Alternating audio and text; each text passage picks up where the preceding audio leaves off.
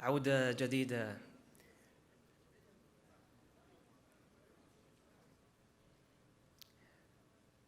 إلى الرحلة الثالثة بعنوان الاستثمار الاجتماعي دراسة حالة. فليتفضل الأستاذ ياسر الهندي، باحث في التنمية الاجتماعية الاقتصادية، حاصل على الماجستير في ريادة الأعمال الاجتماعية من جامعة جنوب كاليفورنيا، ليقدم المتحدث لهذه المحاضرة الأستاذ طيب يونس.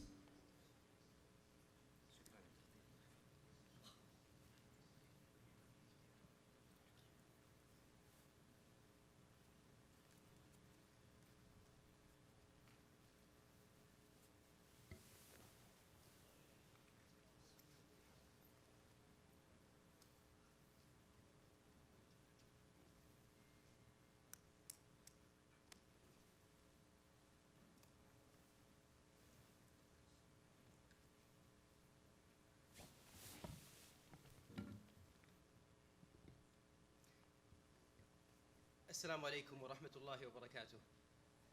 بسم الله الوهاب العليم نبدأ، وبصلاة على المبعوث رحمة وهدى للعالمين محمد بن عبد الله وعلى آله وصحبه أجمعين. أهلا وسهلا بكم السيدات والسادة حضور المنتدى الكريم. في عالم تتسارع فيه التنمية الاقتصادية الاجتماعية بشكل غير مسبوق، فتبعا للجلوبال سستينبل انفستمنت ريفيو في 2018 وصل حجم الاستثمار العالمي في المشاريع التنموية المستدامة إلى 30.7 تريليون دولار، هذا في 2018، في نمو متضاعف عن السنوات الستة السابقة. ويرجع جزء كبير من معدلات النمو هذه لماذا؟ إلى تزايد أعداد المستثمرين والوسطاء الواعيين بالمخاطر وكذلك الفرص بشكل مباشر في صلب الاستثمار الاجتماعي.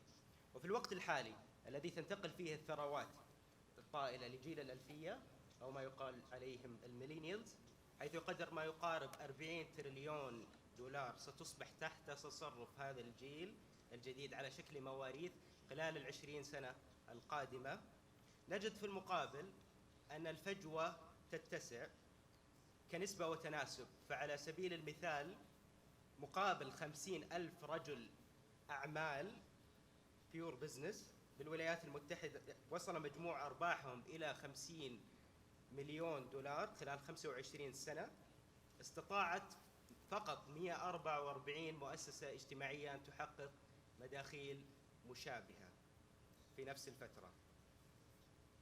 فيظل السؤال ملحا: كيف من الممكن أن نصيغ بنى تحتية وأنظمة ومؤسسات وموارد بشرية من باحثين وعاملين في المجال أكثر وعياً ومسؤولية وتأثيراً مواكبة لهذه الديناميكية؟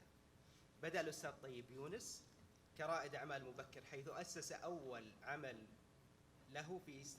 ريادي له في سن 16، وأول عمل غير ربحي في سن 17 عاماً. هو المدير التنفيذي لإنتويتيف سولوشنز، مؤسسة ربحية هادفة لها 9 مواقع حول العالم، بالإضافة للموقع الرئيس في فلوريدا بالولايات المتحدة الأمريكية، والتي تستهدف تفعيل الطاقات والكفاءات البشرية لتنمية متعدية في القطاعين الربحي والخيري. هو محاضر أيضا في جامعة أنديانا، وكذلك يرأس العمل الخيري الإسلامي هناك. عرف كصاحب العبارة التنمية المجتمعية قبل العوائد البشرية، أو people greater than profit. حقيقة سعدت بلقاء أستاذ طيب افتراضيا عدة مرات وقت تواجدي بالولايات المتحدة الأمريكية، والآن سعادتي أكبر بتواجدي معنا هنا في الظهران، وبالتحديدا في هذا المنتدى بجامعة الملك فهد للبترول والمعادن. سيقدم لنا الأستاذ طيب ورقة بعنوان دراسة حالة في الاستثمار الاجتماعي. سيكون الوقت المخصص 45 دقيقة قبل فتح المجال للأسئلة التي سترد إلي من خلال حسابك المسجل في موقع منتدى الجامعة.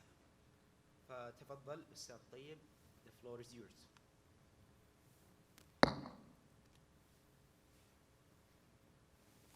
الحمد لله رب العالمين.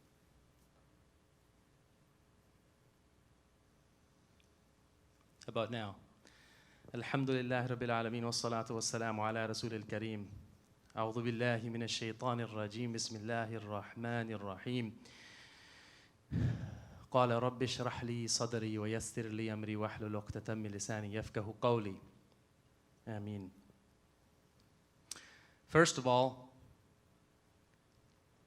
I want to thank the distinguished guests, thank the university, thank Al Fawzan Academy for giving us all an opportunity here to learn from each other.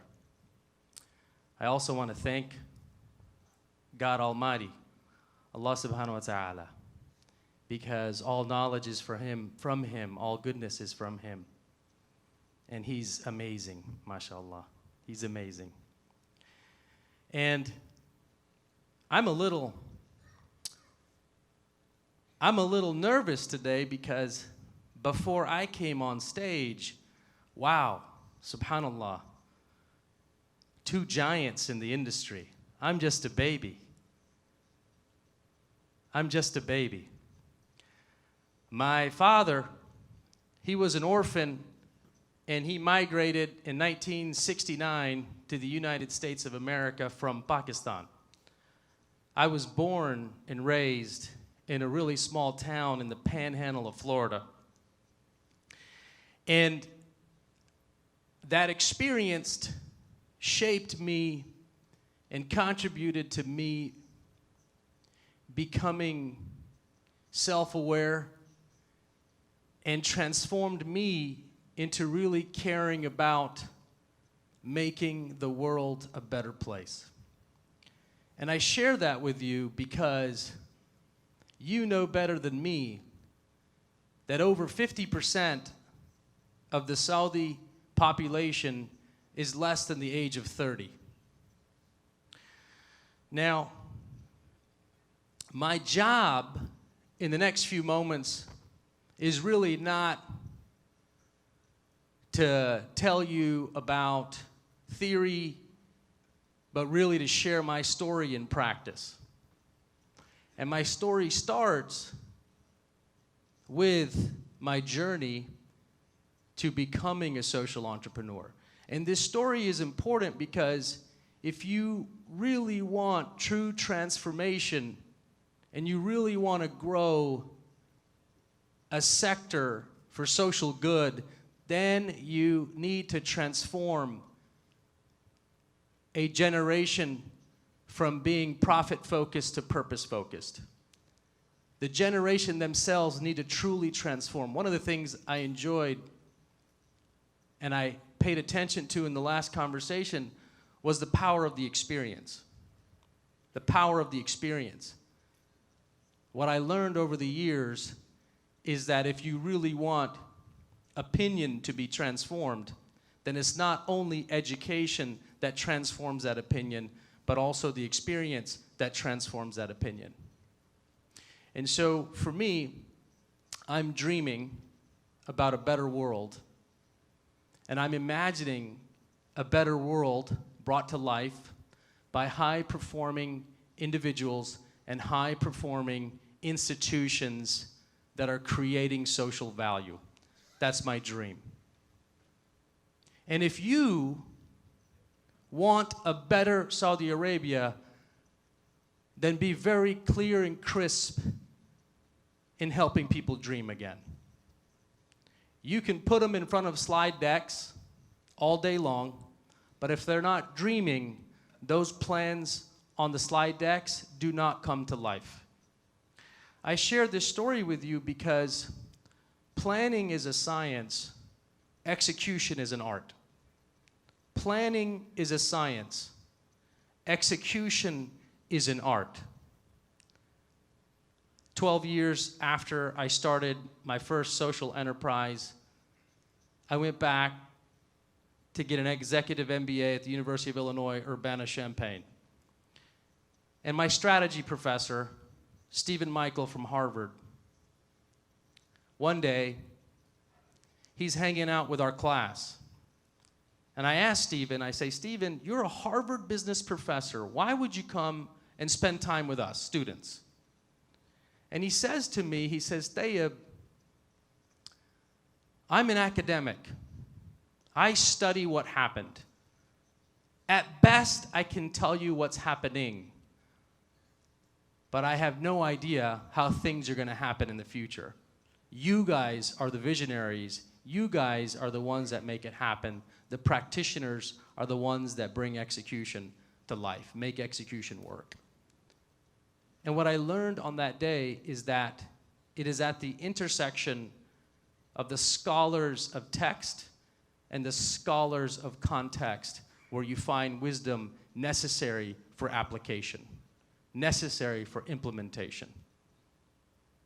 It's the strategy that lives in people's minds that often comes to life than the strategy living on a slide deck or an ops plan. So my first lesson and advice to you is, number one, help the youth and yourselves start dreaming again and be very clear about your dream. Imagine the future state so real that it becomes real. Napoleon Hill wrote a book called Think and Grow Rich. And in this book, he wanted to know what made successful people successful. He studied Carnegie, he studied the Vanderbilts, he studied these great success people of the past. And what he learned, and comes back, is that the only thing that distinguished them from everybody else was the presence of a powerful vision and a true commitment to bringing that vision to life. So my first piece of advice for you, and throughout this journey we take for the next 25 or so more minutes, our practical advice to bring your dreams to life, to actually truly grow this sector for very, very real impact. Number one, start dreaming again. Number two, get the youth dreaming again, and you'll see things happening. When we're talking about social investment, the most simplest definition is about how social investment aims to create social impact. But I'll tell you, as a social entrepreneur and an impact investor, that it's not so simple after the money hits the street. Once the money hits the programs and now it's in execution, it's a very different experience. Things change, things happen, intentions change, things go right, things go wrong. People want to know, where is the money? When's it coming? Where's the social value? How do you report on that? These are very real scenarios, and I hope to share with you some of those tips on how to deal with these things that are going to happen if they're not already happening, because they happened to me in my 20-year journey as a social entrepreneur. First of all, for me, social investment is about creating social value, right? Social investment, and what is investment? Investment is of your time or of your money. Last night in my workshop, someone said, Tayyab, what's the difference between a social entrepreneur and a social investor? And I said, in practical sense, I said in 2002, when I quit my job working in a large corporation in Chicago, Illinois, I was 22 years old, I had a 6-figure salary, life was great. I quit my job still to build a dream. I was tired of working in a corporation, and I was exhausted from a boss bringing me a profit and loss statement every day, asking me to maximize the bottom line. And one day told me that to increase your profits, you need to go clear off payroll from your team. And so I had a very difficult choice to either go reduce salaries or kick somebody off the team, and I just couldn't do it. It wasn't in my heart. So instead I quit. And I thought to myself, there has to be a better way where people can come to work, live comfortably, live respectfully, and live in a better environment and make the world a better place. So when I quit my job, 22 years old, my mom calls me and says, Tayyab, "What are you doing?" I said, "Mom, I quit my job." Now, if you've met my mother, mashallah, she is a muhaddith. When I was growing up as a kid, my mother, the language she spoke was hadith all the time. So I call her and I say, "I quit my job. What are you going to do?" "Mom, I want to build a business, a place where people can work, be respected, loved, and live comfortably, and make the world better if it could work itself out." She said, "Okay, good. Inshallah, Allah will help you." She made a dua. Mother's dua is the best dua, right? Because for some reason, mothers and Allah are like this. Then she says, "But if I find out that 1 penny is haram in your business, I will find you." If you know my mother, that's a very real, serious threat. So I'm 22 years old.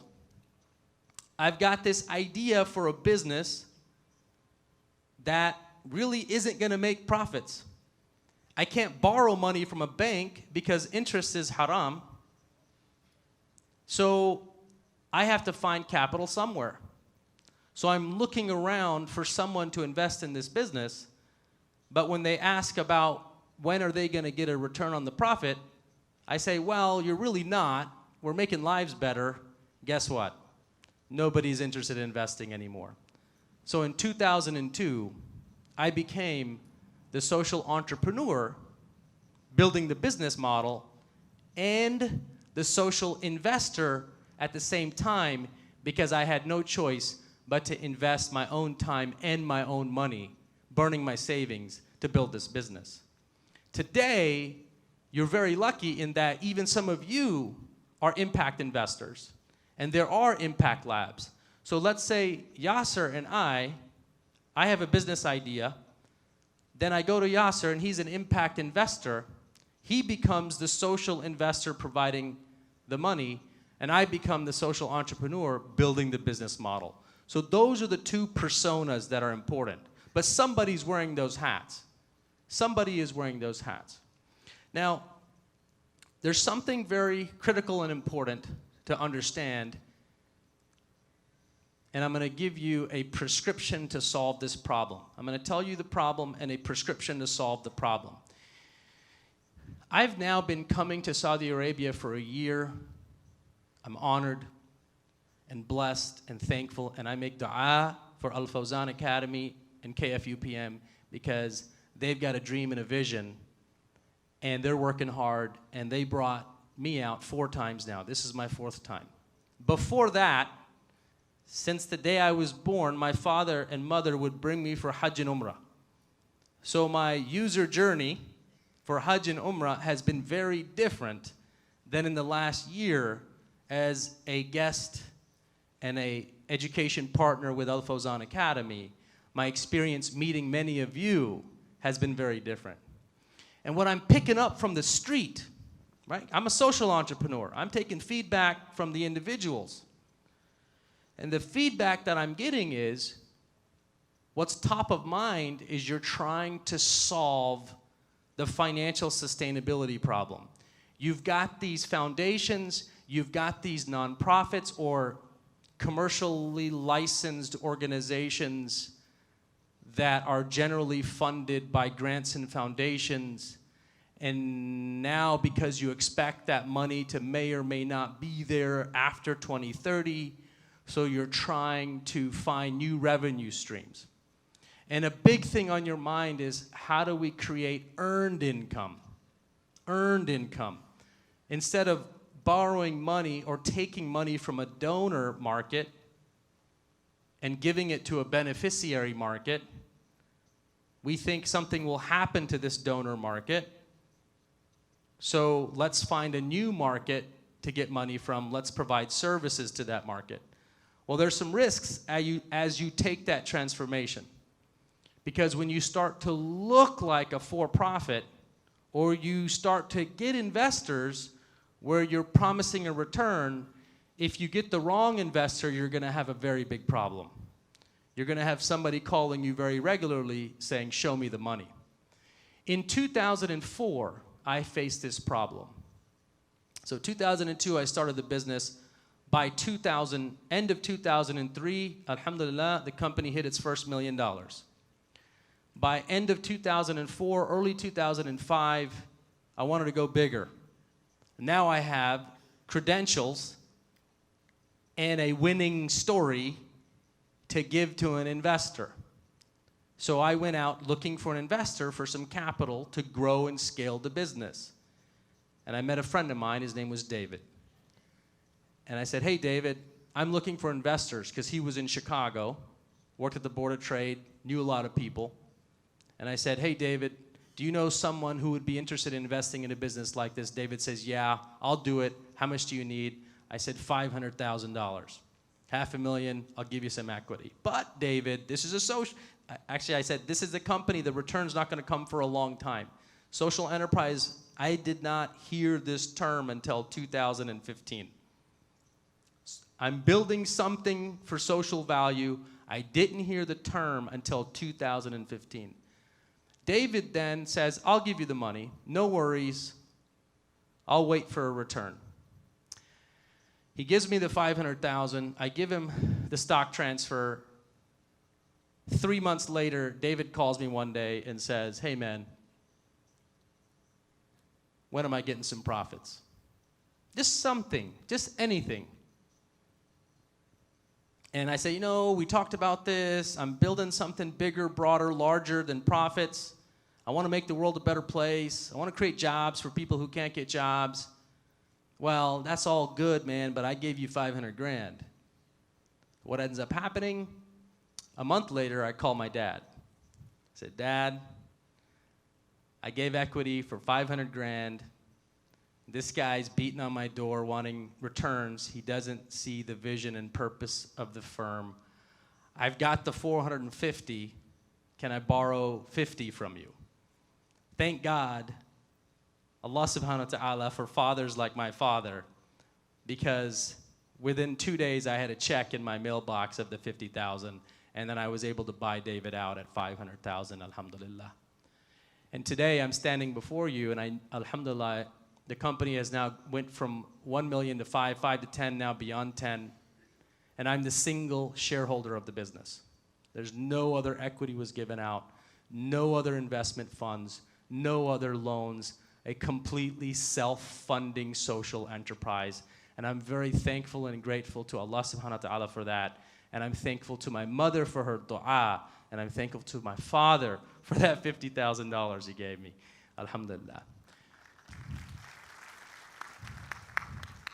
But the key lesson there is if you're going to transform your social enterprise, your nonprofit looking commercially registered business, and you're going to go out and try to get money off the street to fund projects, you have to be very careful and very clear in terms of who you bring to the party. Real quick, for me, for-profits can be good too, though, right? Corporate philanthropy, corporate social responsibility, cause marketing, they all exist. Nonprofits, especially in the United States, 501c3s, and here in Saudi Arabia, I've learned from you, the practitioners, that largely what you're doing is you are getting a commercial license, and then the shareholders are creating what we call an operating agreement in the United States, and this operating agreement basically says no one's taking shares. That's about right? That's about right, what's happening here. And so it's functioning like a nonprofit. But that operating agreement can change at any time. In the United States, we have 501c3s that basically govern these nonprofits to ensure that they are existing for the public's good, right? So the nonprofits exist to maximize social value. Yesterday in my class, somebody said to me, they said, Tayyab, why do, we're converting our nonprofits to for-profits. That's why we need to learn social investment. We need to use money to create products and services so that we don't need to borrow money anymore. Well, I teach a nonprofit class for Indiana University's Lilly School of Philanthropy. It's the only fully endowed school in the world on philanthropy. And interestingly enough, I asked this same question because I'm an entrepreneur. I see markets, and I like to create products for markets. It's how my brain works. So when I ask the question about why do nonprofits exist, it's very simple. Nonprofits will go into markets that for-profits simply cannot. In other words, there will be people in the world who cannot afford the services that they need. There will be people in the world, there will be problems in the world that need to be fixed, but cannot pay for themselves to be fixed. And therefore, you need sadaqah. Therefore, you need zakah. So the nonprofits have a place. So if the entire Saudi sector decides one day to say, hey, we're going to solve this whole nonprofit idea, man, if you do that, that would be a total miracle. But you will always have markets that cannot pay for themselves because for-profits can only provide products and services to markets that will pay for them. Now, what you're trying to do, and what I did, was build a dual-purpose enterprise. That means I was trying to create social value and economic value at the same time. And that was the dilemma. So if you're going to transform your organization or try to create a dual-purpose organization, that means that you're deciding that you need economic value and social value creation at the same time. So how do you ensure this? Well, recommendation number 2, install a high-quality governance system. Recommendation number 2, install a high-quality governance system. 2 weeks ago, I did a workshop in South Florida to 80 Muslim organizations. The audience was board members, executive directors, CEOs, and imams. And these nonprofits, I gave them the same recommendation. I said, brothers and sisters, you need a governance system. And they said, well, Brother Tayyab, give us an example of a governance system. I said, my dearly respected brothers and sisters, imams, installing a governance system is the sunnah of Allah subhanahu wa ta'ala. The ultimate governance system is the Quran. The Quran has the policy that guides procedure. Hadith is how our beloved Prophet sallallahu alaihi wasallam operationalized Allah's policy in his context and environment. You have to install a governance system. I'm watching my watch to stay on time.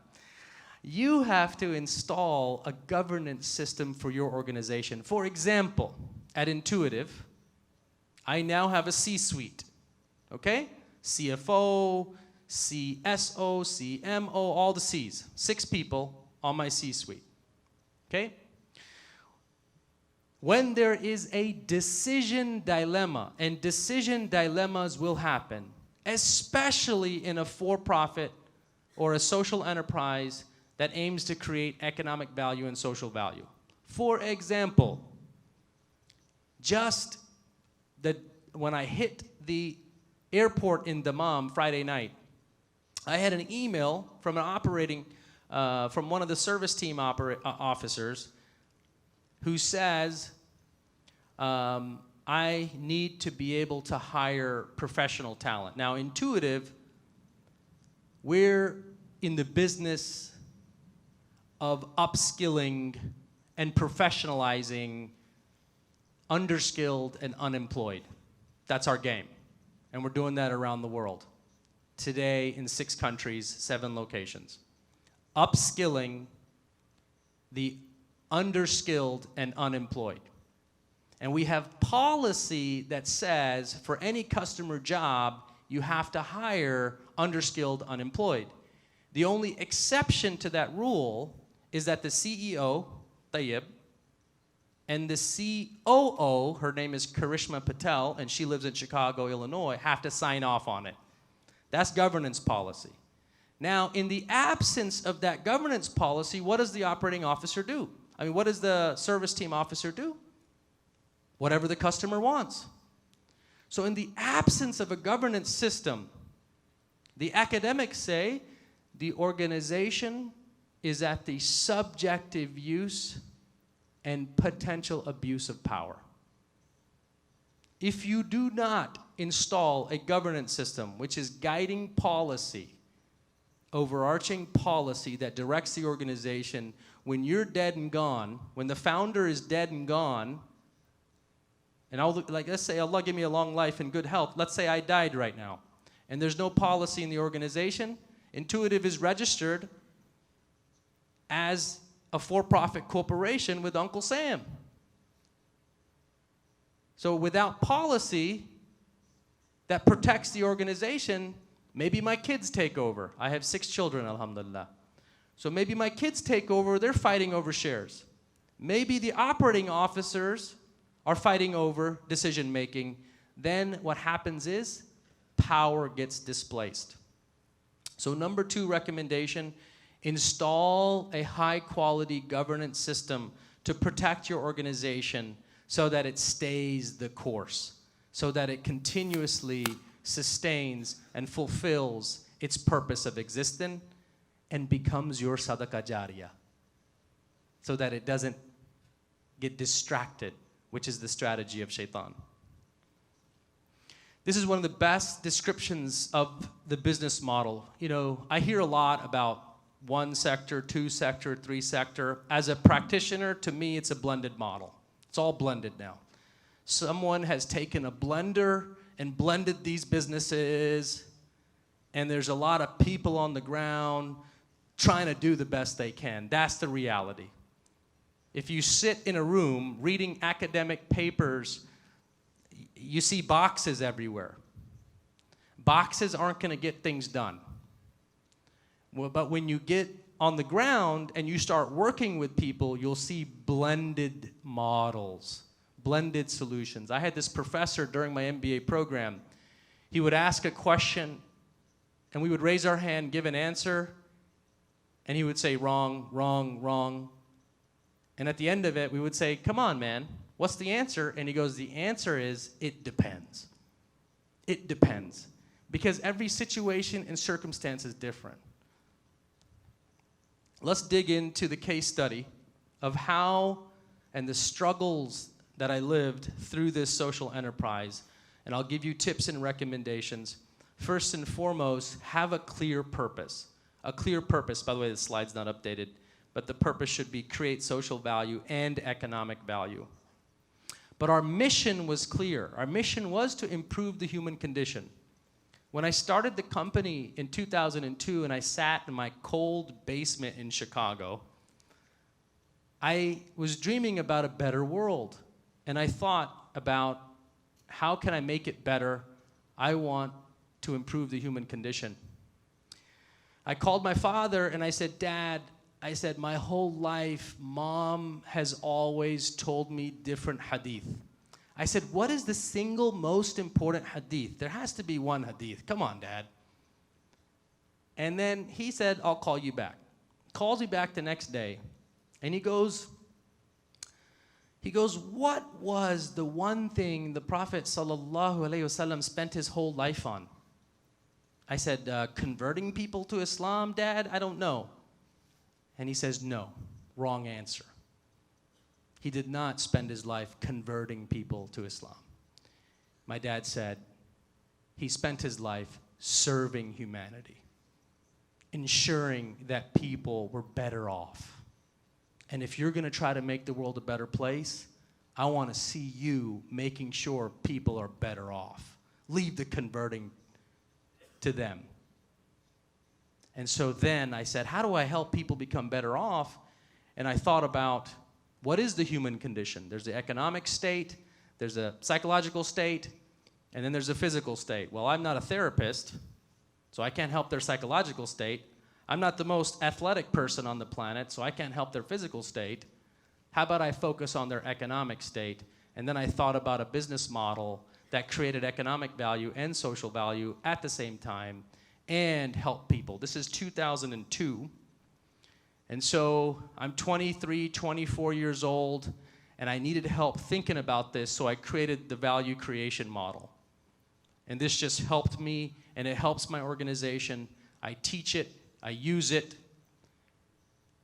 It's a canvas to help you see your business value creation process, your economic value creation process, your social value creation process. It becomes a North Star to help your decision makers, so that when your front linesman has a customer wanting a lower price, the purpose, the triangle, helps them stay guided.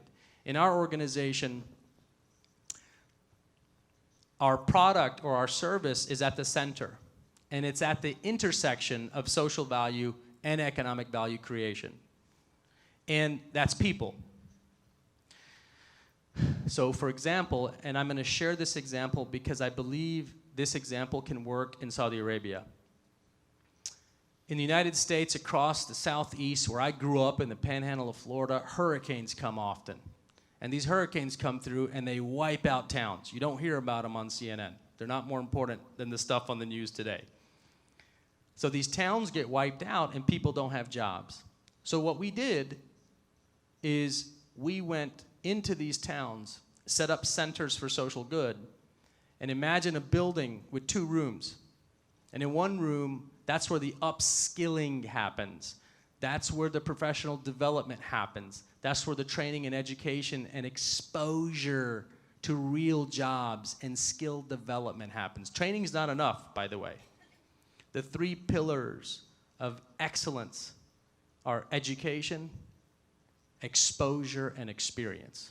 If you want someone to be excellent at execution in any trade or skill set, you need to install these 3 pillars and have a program that installs these 3 pillars. Training is not enough. So in the first room is the upskilling. In the second room is where the jobs are being created. The sales team is in New York City. The sales team is in Chicago, Illinois, in LA, going to businesses and saying, hey, do you have jobs or tasks that need to be done that can be done remotely?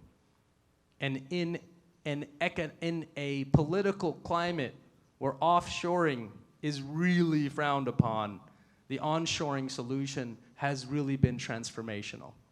And so in these towns, we then hire former waiters and waitresses who are making $7, $8 an hour.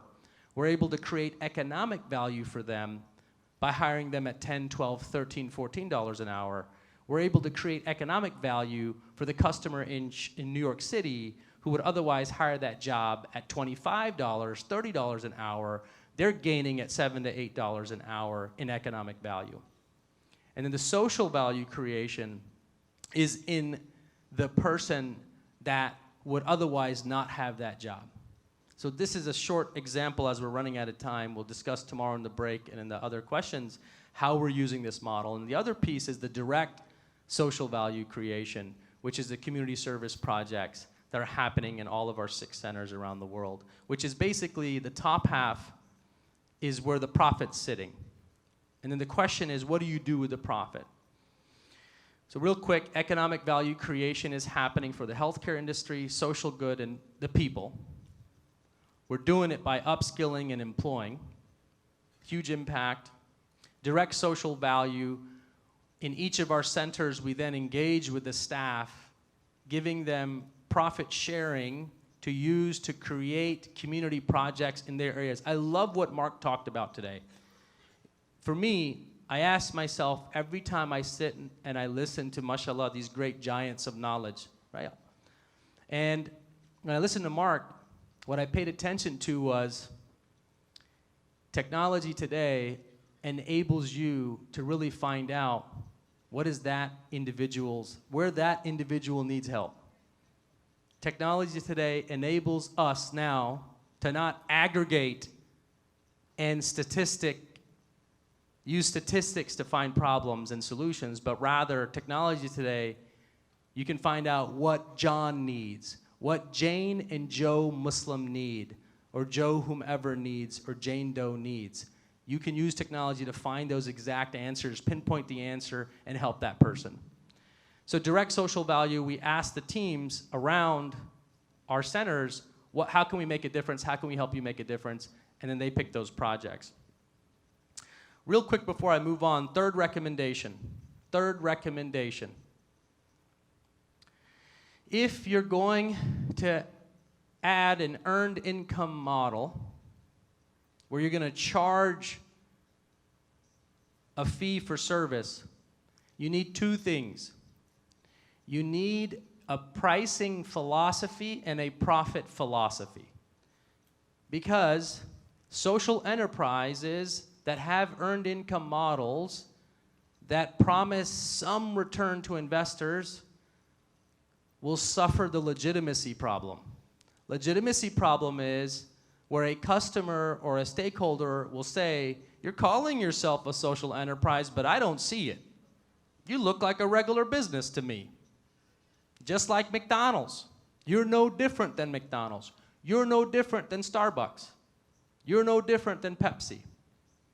And so what helps you stay the course, true to your social value purpose, is have a very clear pricing philosophy and a profit philosophy. Our pricing philosophy, we just made it simple. It's a cost plus model. We tell our customers, this is your fee for that labor. The cost for that person that we're hiring is this, and your fee is now 15%, cost plus 15%. And then our profit philosophy is 1/3 employee profit sharing, 1/3 R&D, 1/3 community service projects. We share this with the customers up front. We share this with the employees up front. There's clarity, transparency, honesty. Even though I'm the CEO and the sole owner of the business, the operating agreement clarifies that I'm not withdrawing any shareholder profit, but I, as the owner, I'm participating in the employee profit sharing program, just like that kid who's a Venezuelan refugee came over from Venezuela to our office in Pereira and now came off the street from selling balloons and is working in our office.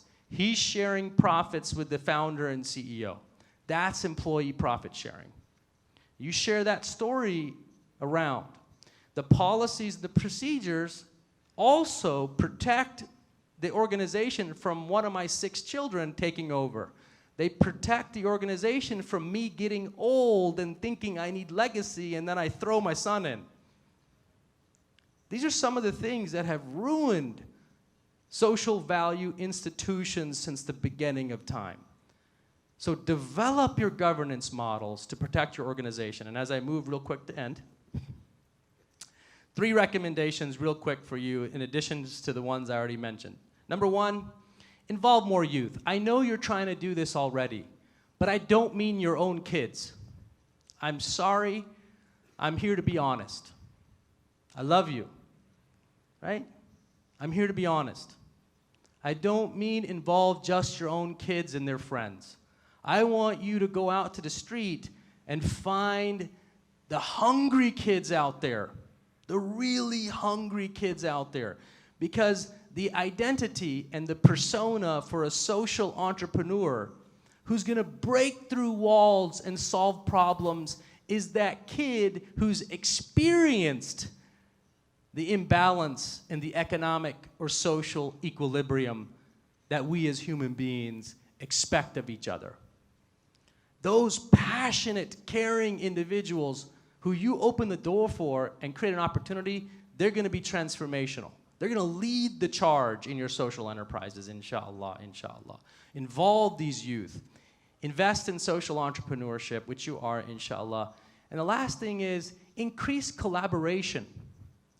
I don't know what the deal is. I've now traveled the world. But for some reason, so many of us are in the competitive mindset. We want to be first to everything. We want to be the only ones. Let's not adopt the competitive mindset from the corporate world. Let's take what's good and leave what's ruined it. Let's adopt a collaborative mindset, a sharing mindset.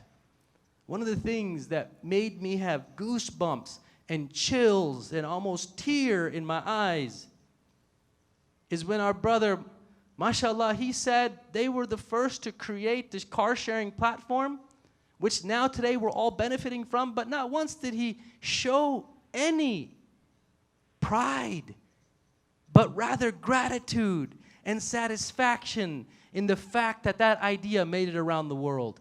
This is the attitude of a true social investor or social entrepreneur. If you want to be in the social impact game, you cannot be or have any single ounce of pride, because you all know where pride comes from. You cannot have pride. I want to come back in a year, and I want to hear stories from all of you. This small room, it's empty. There's only like 40 of you. I don't want to hear you not collaborating. If Allah subhanahu wa ta'ala brings me back, I want to see all of you collaborating and sharing. And it's not, I was the first, but we went together like the people of Badr, who transformed this entire sector, inshallah, inshallah, inshallah. So those are my 3 advices. If I've said anything wrong, I ask you for forgiveness. All good is from Allah subhanahu wa ta'ala. Jazakallah khair. شكرا أستاذ طيب على الطرح المثري. ولدينا عدة أسئلة سألخص بعض النقاط قبل أن أنتقل للأسئلة نجيب على أكبر قدر ممكن منها. فتحدث الأستاذ طيب على أهمية التقاطع بين العاملين والباحثين في المجال، أهمية وضرورة أخلاقيات العمل ونوايا القائمين على المبادرات والمشاريع في المجال، ضرورة الحوكمة وما يعرف في الولايات المتحدة ب 501c3. لدينا في وزارة العمل والتنمية الاجتماعية مثل ما ذكر بعض الإخوان المشاركين البارحة في الورش، مثل إقرار وإجراءات لوائح واضحة مثل الشركات الوقفية، العائد الاجتماعي والاقتصادي معا أو ما يعرف ببلندد موديل. كذلك أيضا ذكر الأستاذ طيب نموذج إضافة القيمة وفرص الاستثمار الاجتماعي في المملكة كنماذج، بالإضافة لآليات في التسعير والاستثمار في العمل الاجتماعي. ننتقل للأسئلة. يسأل عبد الرحمن الغامدي بالنسبة للتخطيط علم والتنفيذ فن، هل ممكن توضيح أو مثال لهذه العبارة؟ Okay, so what I'm hearing you say is, planning is a science, strategy is an art. Execution is an art. Strategy is a science, execution is an art. So what I mean is, and to be honest with you, you can sit in a room and you can do all the research you want for your audience segments. You can gather your data, which you should, right? That's a scientific process. Even as Muslims, we have a responsibility to practice ihsan. And research and planning is ihsan. My daughter is 8 years old. One day, she came home with a picture that said, "Don't wing it." Her teacher said, "Don't wing it." So strategy is a science, meaning follow the scientific process. And you all are better than me at the scientific process. Do your research, get your data, get to root cause, definitely get to root cause. Don't guess your solutions. I tell my team when we do idea storming that I want to first get clarity on the actual problem itself before we start guessing solutions. Don't bring me guessed solutions, right? So go through the scientific process, plan out. I call it playbooking. We use playbooking. Playbooking is an art. I do a workshop on that, which is how do you go through the plays to prep. And then once you have your plan, now make a decision. One of my professors and advisors, he said, Tayyab, he goes, get your plan good enough to get going. Don't get stuck on perfecting it before you get going. The reason why I say execution is an art, because you've all heard the famous saying, no plan survives the first shot. As soon as the plan hits the ground, everything changes. Everything changes. So you need to have this iterative process where you're getting you have a tight feedback loop. Tight feedback loop. At Intuitive Solutions, I showed you I've got 2 divisions. One's the healthcare division, one is the social goods sector. The healthcare division, I have an operating officer, and their mandate, their corporate mandate, is to pursue operational excellence. In the social goods sector, because we've launched this 2 years ago, the mandate is make mistakes and learn and get it better. That's it. So, because you'll learn as you're executing. There's a framework, and I'll end at this, sorry. There's really good framework that I learned and that I used. It's EEIE, explore, experiment, institutionalize, exploit. Phenomenal framework, entrepreneurial framework. Actually, Al Fawzan had me out a month ago, and we walked the class through this framework. So execution is different because the reality of the plan changes. جميل جدا. سؤال من الأستاذ سعود العوض، كيف يمكن استقطاب المزيد من الداعمين والمستثمرين في القطاع الغير ربحي للاستثمار الاجتماعي بدون عائد للمستثمرين؟ وأنا أعتقد هنا السؤال فيه إشكالية لأنه يذكر بدون عائد، فممكن توضح أكثر كيف الاستثمار الاجتماعي؟ How do you involve more investors? How do you guarantee to get more investors but without getting any returns? Oh, so, you know, so a couple of things. There's nothing more powerful than the human experience. There's nothing more powerful than a human experience. Let's say, for example, and by the way, for me, I told you about my dream. I'm imagining a better world brought to life by high-performing individuals and institutions dedicated to service to a better world. And I'm doing that through 3 institutions. A non-profit organization, Center of Muslim Philanthropy, where we're upskilling through education. I'm the president of the Center of Muslim Philanthropy, a non-profit. Founder and CEO of Intuitive Solutions, you heard about that. Third is I'm a philanthropist. So my wife and I, we have a foundation, and through that foundation, we do seed funding and early stage funding. So we're very strategic in our giving. And all of this because my wider impact, ultimate dream is I want people to adopt a people greater than profit lifestyle. So I'm asking all humans on the planet to put people over profit, human interest before self-interest. This is the wider transformational benefit, the sadaqah jariyah, that I'm hoping to leave on the planet. And the principle behind this is, I thought about how, as a kid, if Allah subhanahu wa ta'ala could send a sinning woman or a sinning man to Jannah for feeding a starving animal, then the ticket to Jannah is one single sincere act of service, not even to a human being. So this idea is about giving out tickets to Jannah, opening the door for everybody to have one sincere act of service to humanity. Now the question, how do I get more? Inshallah. So the question is, how do we get more investors to invest expecting a smaller return? So here's a playbook for you, right? The playbook is create a first of all, there's something called constituency mapping. It's a strategy to find people in your network. It's your universe of people. The reality is, you don't have to go to social media to find everybody. There are people in your network that are good people. Adam Grant says the world's filled with givers, takers, and matchers. Lots of givers in the world. So what you do is you create a network finding these people of wealth. Allah subhanahu wa ta'ala has given people wealth. And then you want to not put a slide deck up. Slide decks, they have a time and a place, trust me. But not a lot of times and places in my life, trust me. So what you do is you take these people and create a human experience for them. Take them out into the world to experience what's happening and help them feel that, talk about that, Judy Weisinger, I'll stop on this.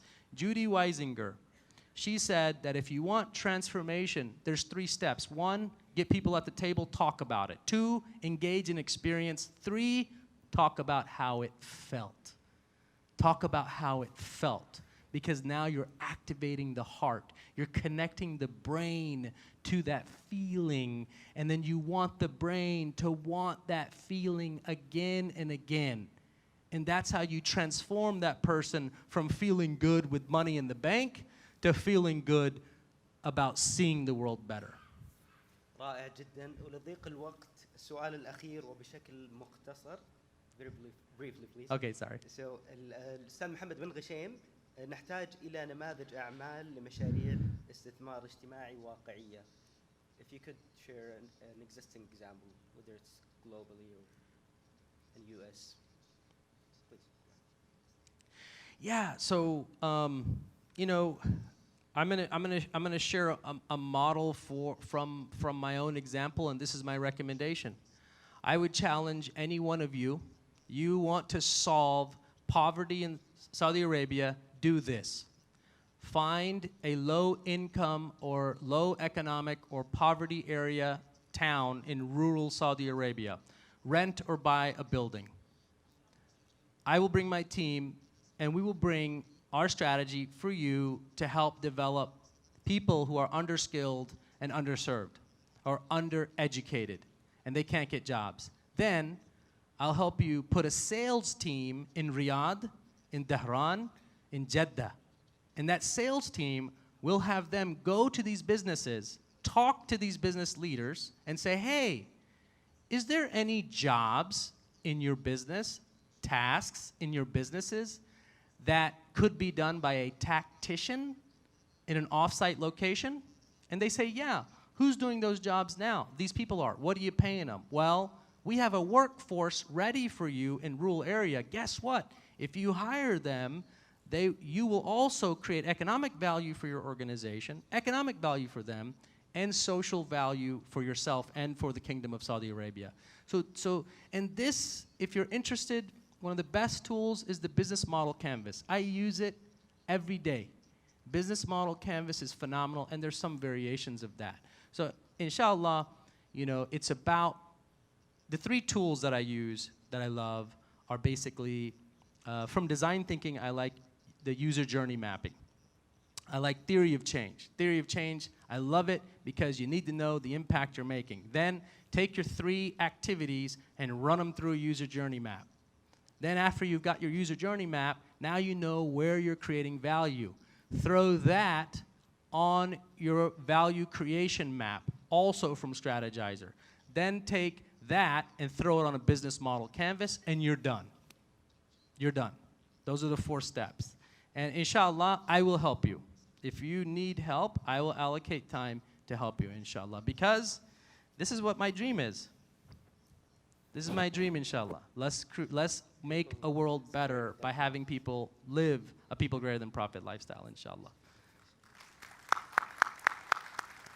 شكرا أستاذ طيب يونس على عرضك وإسهابك في المداخلات والأجوبة وشكرا لحضورنا الكريم على أسئلتكم وتفاعلكم ونستكمل باقي فقرات المنتدى. Thank you. Thank you, Yasser. Thank you, everyone. Jazakumullah khairan.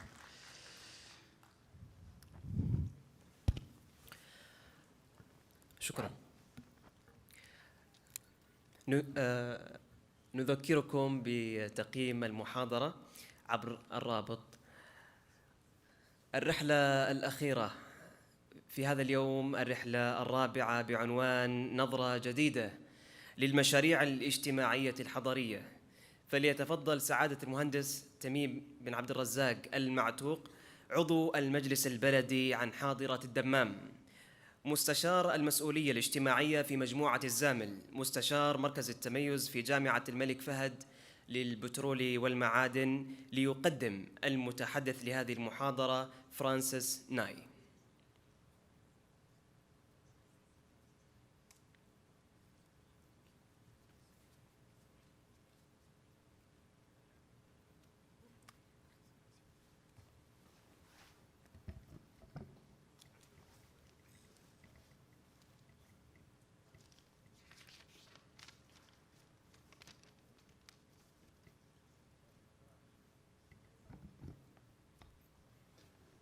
بسم الله والحمد لله والصلاة والسلام على رسول الله.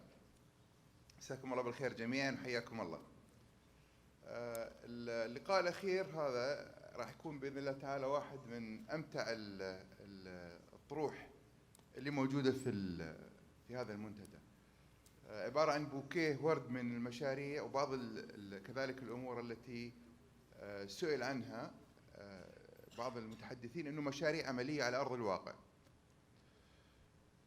احنا طبعا جايين قبل الغداء، فاكيد شايفيننا يعني يمكن الحين انا ملح وفرانسيس فلفل بس ان شاء الله بتكون الطرح باذن الله تعالى ممتع بدرجه كبرى.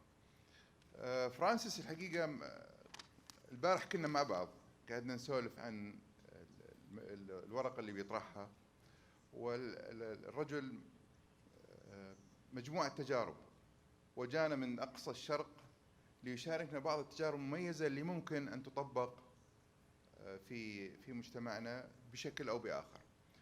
تعريف بسيط: السيد فرانسيس تخرج من جامعة مدينة هونغ كونغ، ومنحته الجامعة لقب زميل فخري في عام تخرجه. في عام 2013 تم اختياره كواحد من 100 من رواد آسيا،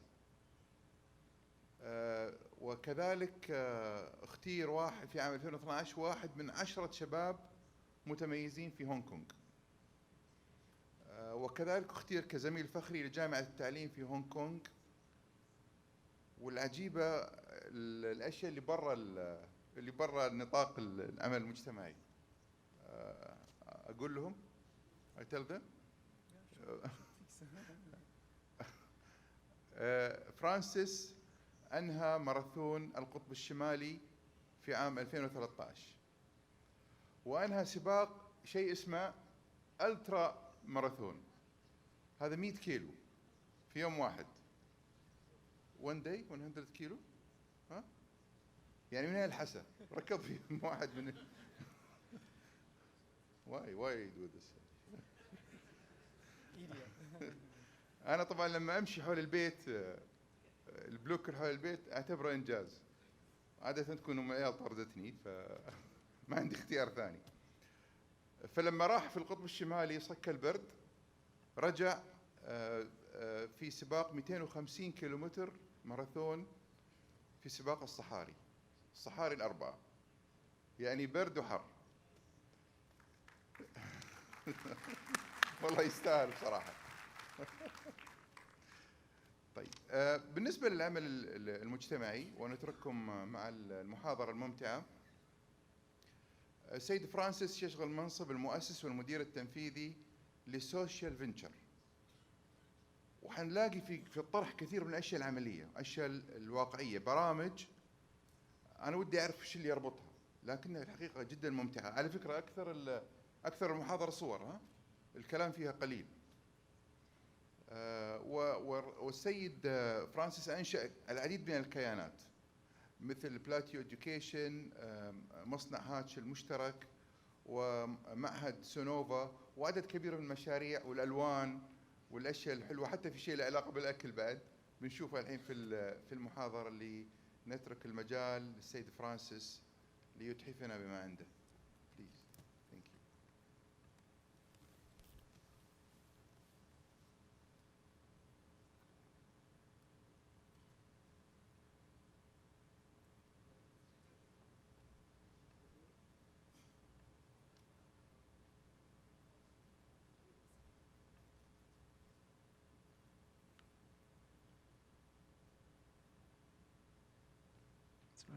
Right. Hello. Yes. All right. It works. Hello, everyone. Hi. It's my great honor to be invited. Thank you very much. I think it is the most difficult section after 4 hours of sitting down. So if you feel free, you can go out and have a run like myself. But I think also before the lunch, it's very difficult. So thank you so much for your patience. And first of all, a bit about myself. I founded this organization, Social Ventures Hong Kong, since 2007. So 13 years ago, I actually started my career in business, marketing, advertising. My last job is actually working in one of the largest telecom operator in Hong Kong as the head of strategy of their IT China business. But I think by 2007, I have 2 kids, a daughter and a son at the age of 1 and 2. So when I'm seeing this kid, hey, I think I can do a lot of things for them. One of the things that I think right now the world is not so good, and then why we are doing business. Business is just for money. Why I'm doing this? Am I just making the rich richer?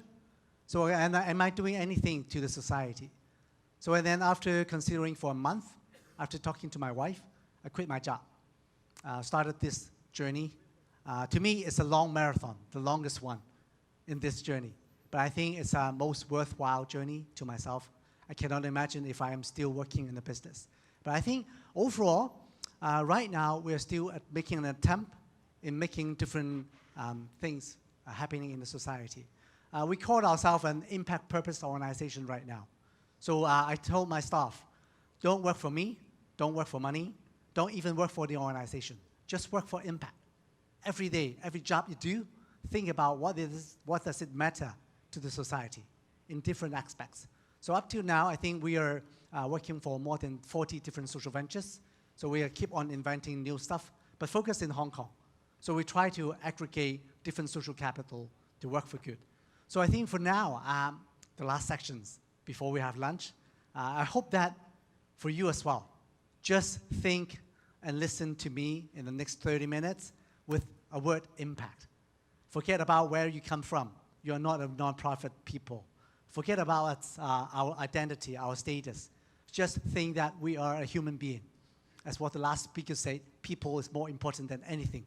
So treat all these examples I talked about in terms of context. It's very difficult to relate. It's very different from Saudi Arabia. But I think just see the essence, why we are doing this, why we treat the people more differently in these cases. So along the journey, we have many different stages. At first, we're just incubating social enterprises.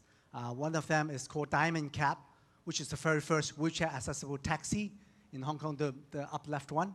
10 years ago, there's no cab, a taxi, a wheelchair accessible. All the cabs cannot carry the wheelchair. So we're seeing that, oh, there's a huge market gap, but at the same time, it's a big social need.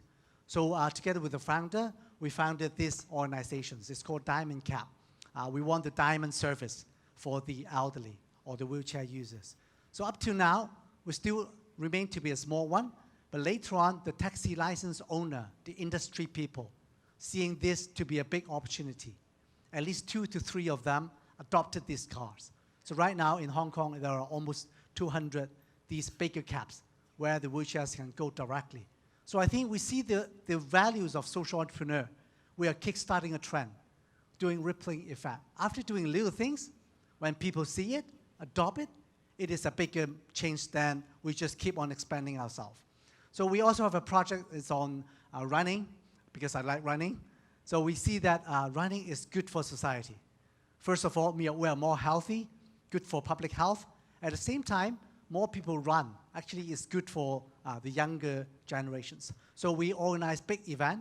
Right now, we are organizing the second largest marathon game in Hong Kong.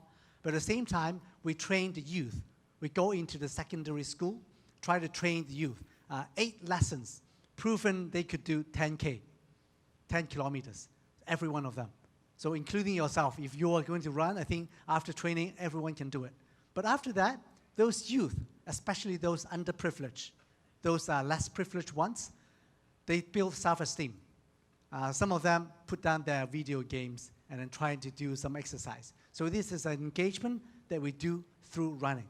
So I think all these examples, I'm not going to quote every one of them, but I will deep dive into especially 2 of them as an example. But first of all, what happened to our city? How many of you have been to Hong Kong before? Can you raise your hand?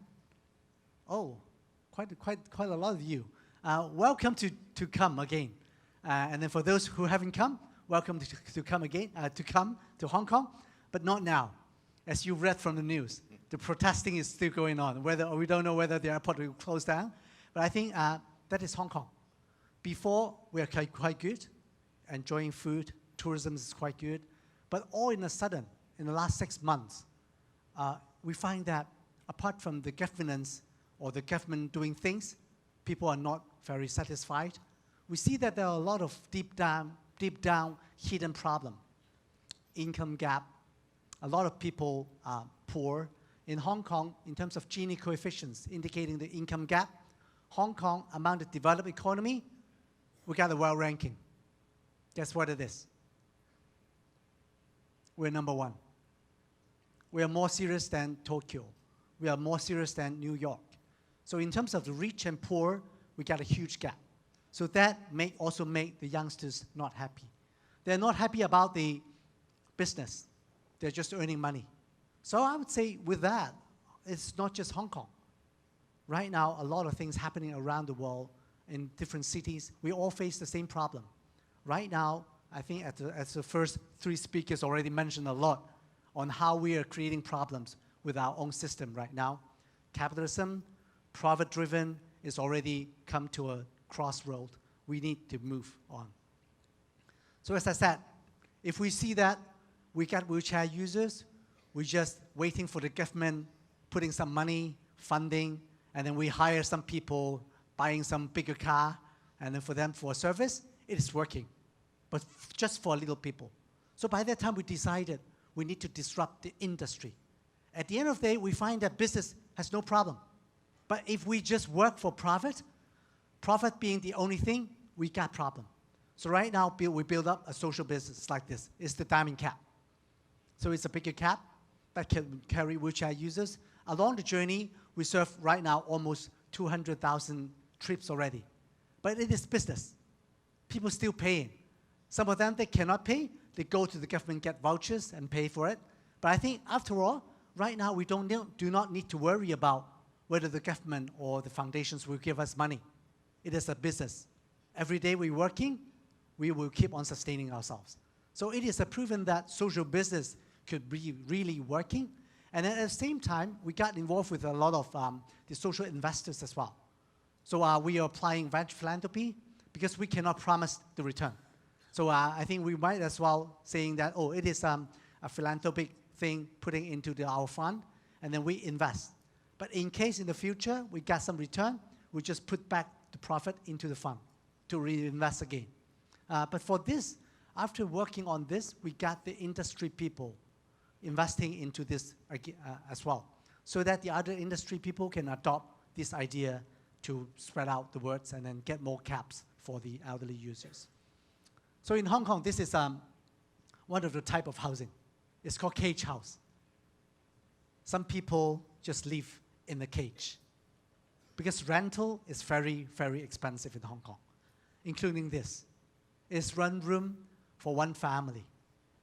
Many families right now in Hong Kong living under 7 square meter, 10 square meter. We call it subdivided units.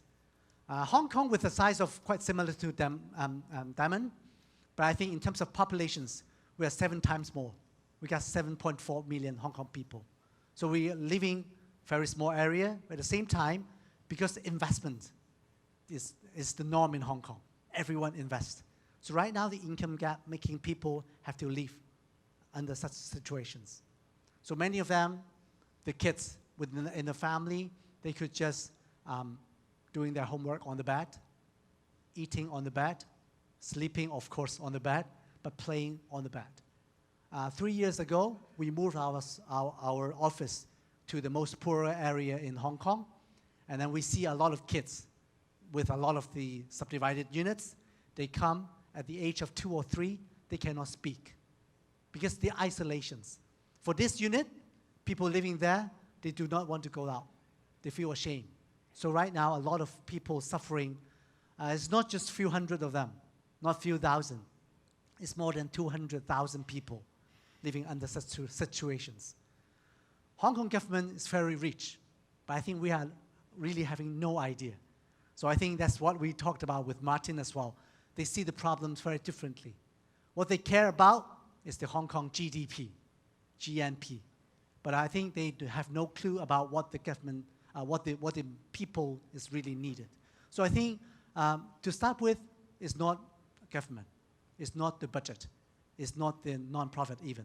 I think it's how we see the problem and feel the problem is more important. Right now, we have a product called Light B with a product called Light Home. Light meaning from about light. We get some property owner, landlord rent their house to us without charging the market rent, and then we re-rent that to some single mom with the young kids, get them co-live. So not subdivided anymore.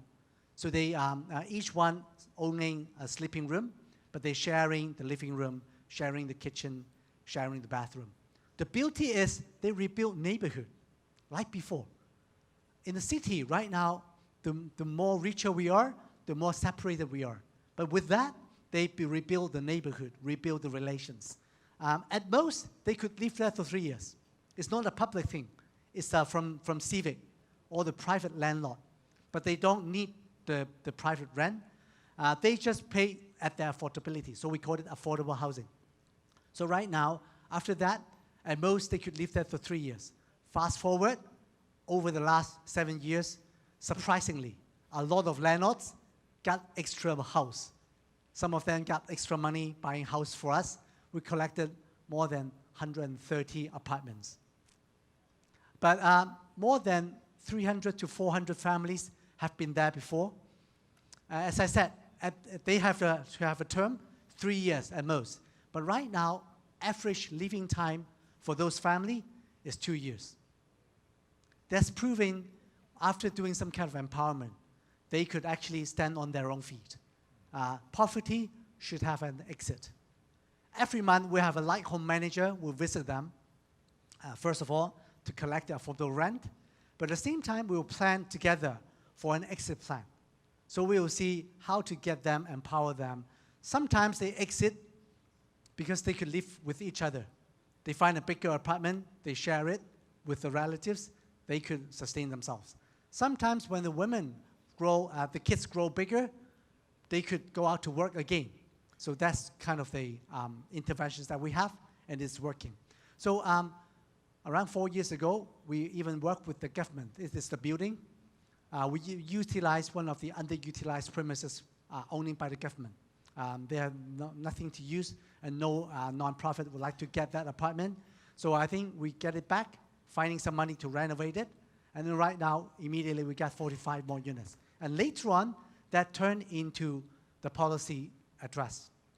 The chief executive of Hong Kong adopting this idea into their policy. So social housing become part of the policy. And at the same time, right now, at least more than 10 NGOs, NPOs, are replicating what Light B is doing. Co-living become a new product in the nonprofit sector. And then the government right now seeing the transitional housing or social housing policy to be one of the new strategy for that.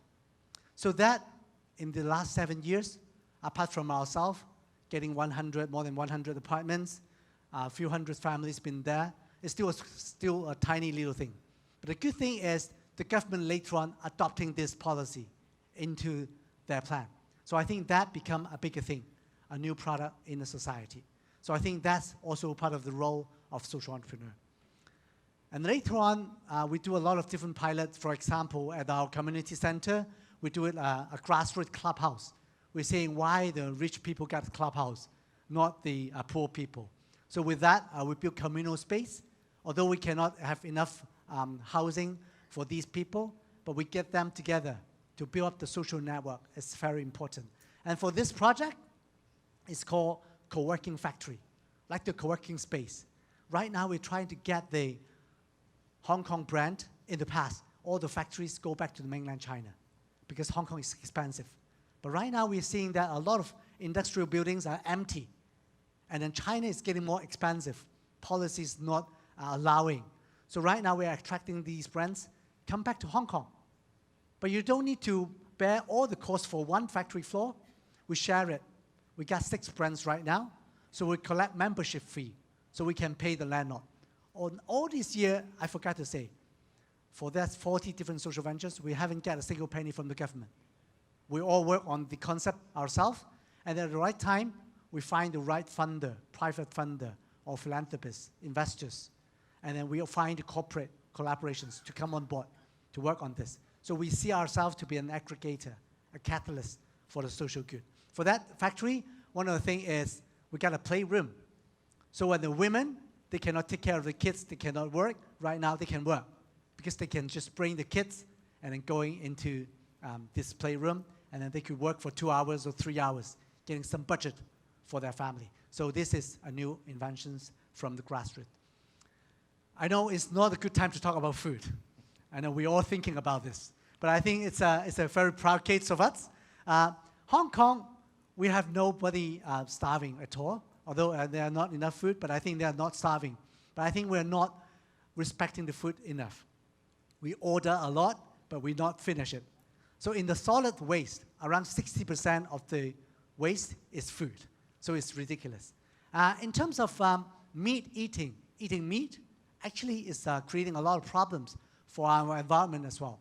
Not a lot of people get to know, but I think 14.5% of the livestock, of the climate change carbon emissions is because of the livestock industry. So transportation, cars, planes, ferries adding together is 13%. So actually tackling with the climate change issue, one of the good things is starting at our dining table. And then it's also good for health. Too much meat is not good for your health, especially cancer, heart problem, heart disease is quite related to meat eating right now. There are a lot of research backing. But don't worry, I know meat is important for you. I'm not asking you to be a vegetarian like myself, but I think one day meat-free, that's the name of the project. It's called Green Monday. It's very workable.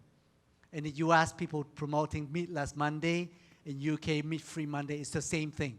So weekend, we eat too much. So Monday, we try to limit ourselves. It's also it's kind of a religion sometimes, that you limit yourself a little bit. So I think one day meat-free is a good way to restart yourself, the body and your mind as well. So with that simple movement, we get the celebrities and important leaders on board to promote it at first. I think around 8 years ago. So right now, Hong Kong, in the past, me included, is a big meat eater. So flexitarian populations, surprisingly, within 5 years, we turned from 5%. Flexitarian meaning at least one day meat-free, from 5% to right now 23%. So more than 1.6 million Hong Kong people now practicing one day meat-free. It become a phenomenon. It become a movement. So everybody think it is cool to do this. But at the same time, apart from promoting, it's not enough. Although it's going around the world, my co-founder David was named Social Entrepreneur of the Year by World Economic Forum last year as well. So we went to 33 countries. But at the same time, if someone would like to go have more vegetarian food, you need to provide them with options. Cannot be just the more traditional food. So we launched a lot of food tech. We work with Beyond Meat, if you heard about. They just listed in NASDAQ around half a year ago. So right now, globally, gets known. Imagine you can enjoy a burger, but with no meat. They are simulating with all those plant-based vegetables, making a meat-like. So when you taste it, it's exactly the same thing that you have with a beef burger. So with that, a lot of big meat eaters saying, okay, one day meat-free, I can do it now because I can enjoy these kind of food tech. So right now, we are the Asia distributor of Beyond Meat and more than 20 of these global plant-based food tech. But at the same time, we also launch our own food product. So we have agreement ventures in promoting this as well. So this is what I want to say. We don't limit ourselves to be a nonprofit. You need to have a nonprofit promoting the movement, advocating, it is important. But at the same time, you need to provide options. If you don't have options, the movement cannot go. So I think at the same time, right now, we have agreement ventures. We have our own concept store in Hong Kong, 7 of them. Formally, we have these value chain, supply chain, going to Taiwan, Singapore, and then Thailand. We just go into China at the Alibaba platform. So I think that's how we promote a movement, a good thing, but with a good business. So creating shared value. It's very important. I'm not going to repeat a lot because a lot of speakers talked about this already, but I think we have to make it real. Corporate talked a lot, But right now, it is time walk the talk. So I think how to get the corporate really come on board to work for purpose again, we need to work on their strategy. I have to say, many cases, we need to go through not just the top guy. Top leader, they say, yes, it's easy, because they get to know what is happening in the world.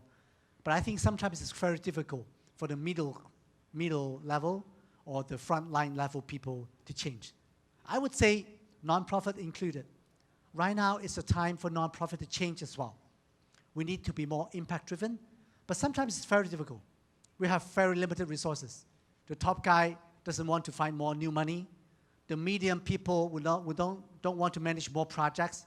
Frontline people, they're busy enough with the audiences or the targets every day. So I think right now, how to embrace change is something that we learn through engaging with the business. And after all, I have to say, after 13 years working on incubating social enterprises, we don't just focus on that now. We're moving on, trying to influence the mainstream, especially the business, because we find that that is the root cause of the root causes. Why we have so many social problems. I think why we are complaining on the climate change issue, apart from eating better is one way, but I think it's more so the factory is still operating every day. Because when we invest, we want the operations, the factory running 24 hours. If no one buying, what we do? We go to do marketing, like what my last job, getting the product to sell out. Even we don't care whether the consumer like it or not, need it or not, we just sell it. That's how we are operating now. When we are complaining about the income gap, the rich and poor problems, I'm not just saying that the rich people are evil. It's not that simple. I would see that it is exactly the capitalism way, the current way of capital is not totally perfect. That making a lot of people lagging behind. So even though some billionaires donating their money, I think it's not enough. Because while they're aggregating their wealth, they're sacrificing a lot of social ladders for the poor people. I think it's a more important thing. So if there's no way that we change the mainstream, change the business, change the way of governance, there's no way that we can solve all the problems. To me, if you see the figures, you'll get to know. Business is that big, globally. They are the mainstream. They are controlling most of the resources. But nonprofit is that little, maybe just a dot. So no matter how hard we try, no matter how we innovate, it's not enough to catch up with the problem. So I think right now, how can we see that we're not just nonprofit? Can we actually work with the business? Right now, we're trying to even forming joint venture with the business. Some of the business considering acquiring some smaller social startup or social enterprise. They form a new ventures. So I think in that way, we can change the business culture in an easier way, and then growing the smaller NGOs or social enterprise in a faster pace. So that's the game plan. So in the past 3 years, we worked with different bigger corporations on different cases. One of them is called, with Airport Authority, the Hong Kong Airport, on a case called, they call it community investments. They want to invest more in the neighborhood community, but at the same time, creating share value, meaning that that strategy will benefit part of their business need as well. So in the airport, one of the big problems for them, together with another 20 to 30 business partners, is they are not employing enough people. Because in Hong Kong, although it's quite small, the airport island is a little bit remote. So people prefer not to go to the remote place. So right now, with this platform, we call it Extra Mile. The airport go extra mile. It's also the community people go extra mile. So I think one of the programs that we think about is to finding some ways to get the community people, many of them unemployed, and then airport not employing enough people. What is the gap? So we use 1 year to finding the gap, doing field research, interviewing the business partners, at the same time interviewing the community people. And then we use 1 year to incubate new projects, innovation ideas for them. At first, there are 3 ideas. So first of all, is on the youth. A lot of youth with no directions, after working for 1 year or 2, underprivileged, they get lost, basically. So there's one idea, it's called working holiday at Lantau. Lantau is the island that the airport located. Globally, a lot of people going on working holiday. Many youth, they got lost. They would need to take one gap year, going to Australia, or Japan, or UK for finding their purpose. So I think right now, a lot of underprivileged youth in Hong Kong, they do not have a chance to go abroad. But I think right now, Airport Authority rented some apartment around the neighborhood island and then get them to leave. For that 1 year, they don't need to find a job. Just going to the airport to work as an air attendant or working on the ground services to experience how is it like to work in the airport. So the good thing is, first of all, we get the youth finding the right way in finding their life. But at the same time, we get all those HR head and the airport island business partners to get to know how is the problem with the millennials, why they're so difficult to engage with the millennials before. So I think it's a mutual way to bridge that up.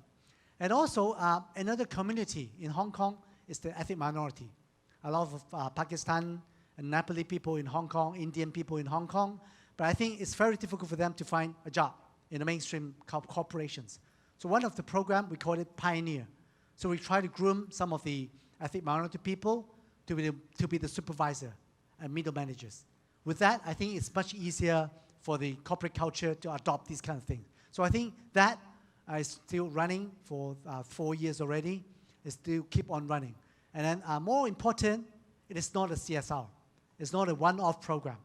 It is in their strategy, directly endorsed by their board and senior management. So they will just keep on building this, keep on going. Another case, we work with Cathay Pacific, the airline of Hong Kong. We try to find a better purpose for their CSR program.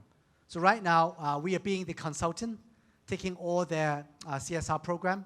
We reshuffle it a little bit, and then we're doing different marketing, and we think about new ideas for them as well.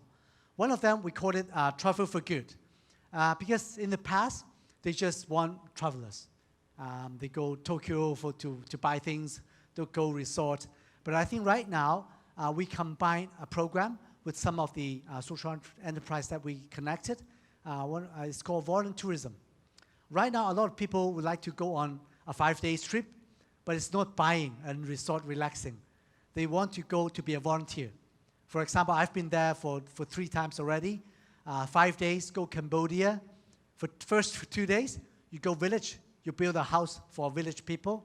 The rest 2 days, you go visit some social enterprises, visit some hospitals or orphanage. At the same time, you will also bring some village kid to go to Angkor together to do some drawings, things like that. So it's very fulfilling. So a lot of citizens going on this kind of trip, they change their mindset. It's good for building a purpose mind, but at the same time, it is a new business. So with Cathay Pacific, we organize some program, getting the media and then video productions going there, filming it. So right now, they will put it in flight. You can see these very interesting videos, but at the same time, that product, this volunteerism product, is now carried by Cathay Holiday, which is the Cathay Pacific spin-off business. They are promoting the travel package. So right now, it's formally listed in Cathay Pacific. So way forward, Cathay saying that, oh, promoting the travelers going on this kind of trip, it is a new business. So it's good for business, but at the same time, it's also good for building more purposeful citizenship.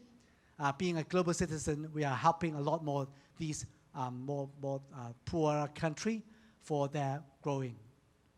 So we also work with Urban Renewal Authority, which is a semi-governmental organizations, which is collecting some of the older flat and then torn them down and rebuild the district as a whole. So I think, but 1 year ago, they have some problems because it's always collecting flats, buying flat, create a lot of problems with the community. The community stakeholder doesn't like them. They always torn down things and then getting away from the SMEs, small business going away from the districts. So 1 year ago, they find us to build up a community making study. In the past, all those planning sector, in case you're a planner, we just talk about the urban planning or the urban planning, urban making things. But right now, they are lacking the community elements. So when we get there, we try to rebuild the linkage, finding different stakeholders to come on board, interviewing them. At the end, we find some good directions. We call it urban progressing agenda and visions going into the community. So with that, we build a better relations with them, the URA and the community. At the same time, we get everyone on board, try to build up the society together in a better way. After this study, the CE of that organization seeing the values of this community making study, right now they're seeing, try to put this process formally into all their other projects. So with that, I think it's a very encouraging result to us. By building one consultancy project, a small social innovation engagement, that become a new process in these big organizations. So with that, we can foresee that organizations way forward when they're doing a new community project, it will be so much different. So a lot of things talking on social investing, different tools. I think we also get involved with a platform called AVPN. My fellow speakers talked about the UAPA, some of them on board as well. I think it's a good resource for every one of us to get to know more about all these. So I'm not going into details of all these, but I think right now, social investing, it's still at the beginning of the movement, I would say. Philanthropy is changing, nonprofit is changing. At the same time, more business is now thinking a new way to find purpose. So it is about the right time for us to think about new vehicles and new ways of reshuffle everything together. But all the more, people sometimes get lost in all these terminology. But forget all about this. More important is the people, how we feel the problem, how we go back feeling the same as what the people in the subdivided units, people on wheelchair, what they need is more important, is the primary. The tools, the capital will come when you think about a new approach. So right now in Hong Kong, it's no good. I have to say, I've been working on this for 13 years. Right now, after these 6 months, society is going no good. Sometimes I feel guilty. I started this because of my kids. I want to build a better world. But it's not well. It's no good. So my feeling is I'm building a sand castle along the sea, but the wave come, it all vanished. So right now, I have to rebuild again. Right now, we are writing a new strategy for the next 10 years. I got my colleagues coming together. Let's spend 10 more years. We are seeing, like you guys, 2030. Can we build a better Hong Kong? We need to restart again, re-begin again. We don't see that government will be the only one writing a policy, seeing how we go for Hong Kong. Civic sector, we should be more coming up, finding our own visions. At the end of the day, I think some examples talked about, we try to get the government to be just one of the stakeholders. They should not be the one leading. Every different sectors, including private sector, we should also think about how our purpose can converge together.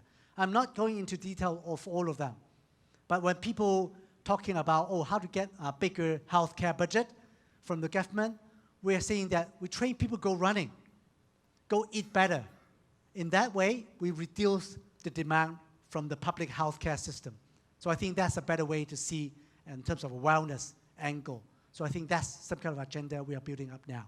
So I think together with all of you, I hope that although we are from different cities, we're from different culture, but I think we all share the same in this room.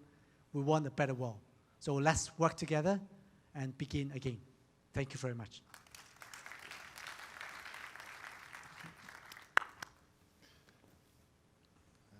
شكرا فرانسيس. يا لها من رحلة الحقيقة متنوعة ببرامج ملهمة. لا أود التلخيص لأن عشان لا أخذ من وقتكم الكثير، لكن الحقيقة فيه وردت عدد كبير من الأسئلة بنحاول نختصرها في سؤالين أو ثلاثة بأقصى شيء. في سؤال ورد عن موضوع الإعلام، دور الإعلام في إنجاح البرامج التي عملتم بها. هل كان للإعلام تأثير واضح، وكيف يعني استطعتوا أن تستغلوا الإعلام في إنجاح هذه البرامج؟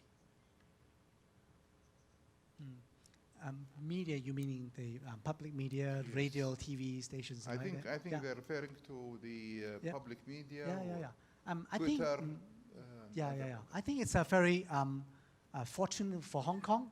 I think in the last 10 years, with the social innovations and social enterprise trend, before that there's nothing there. But I think with this trend, we got the mainstream media on board.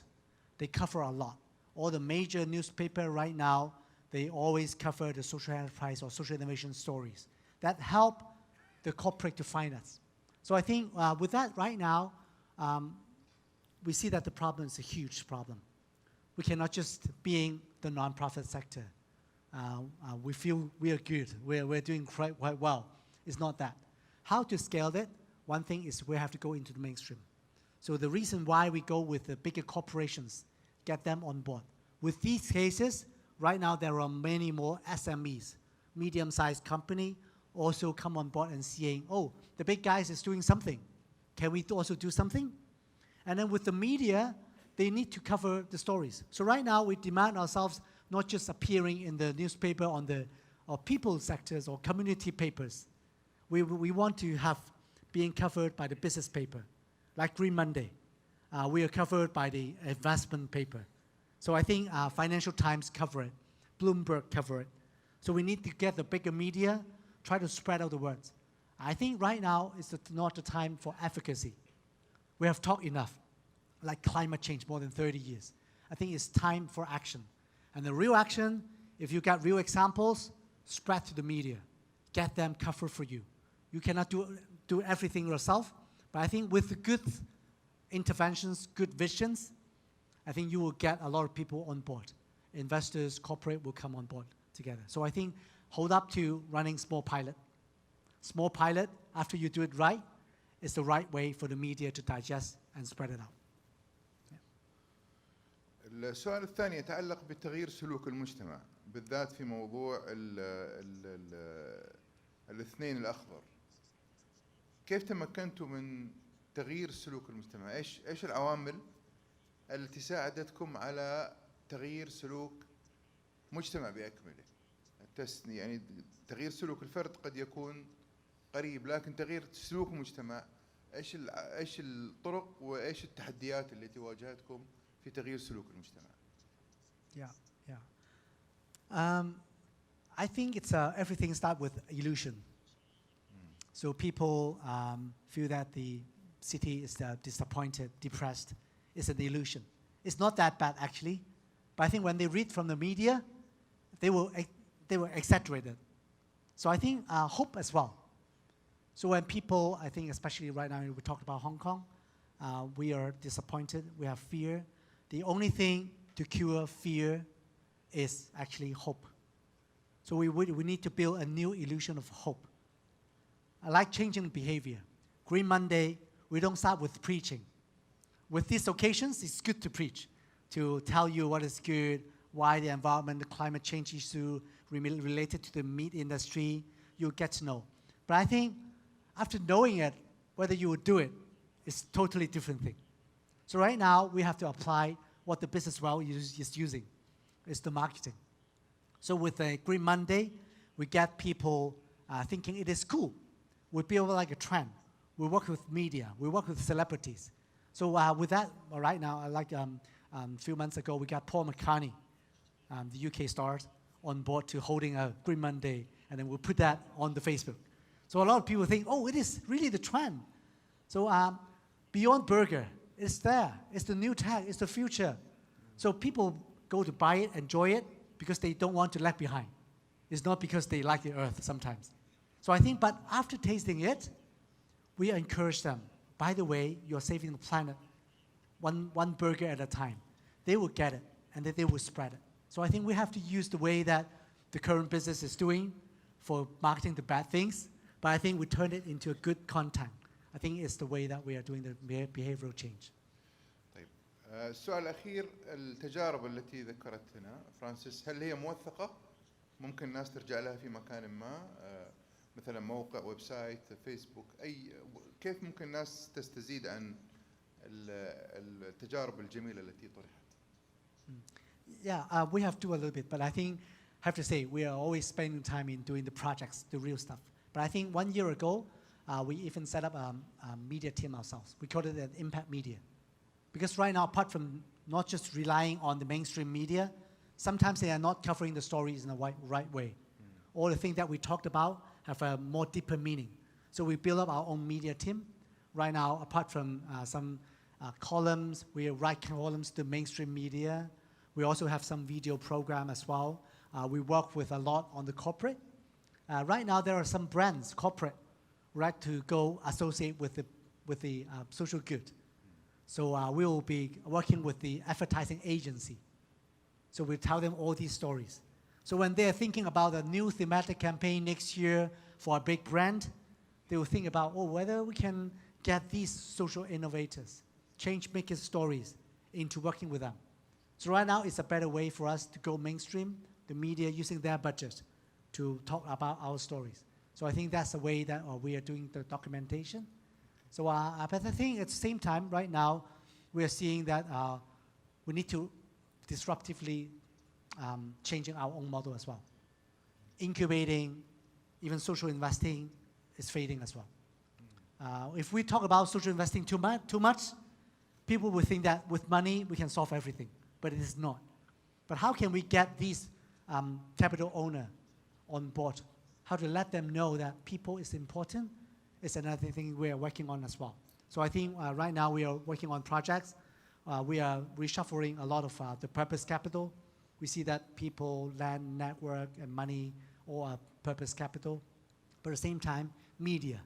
We need to use media and then institutions to build up a new mindset.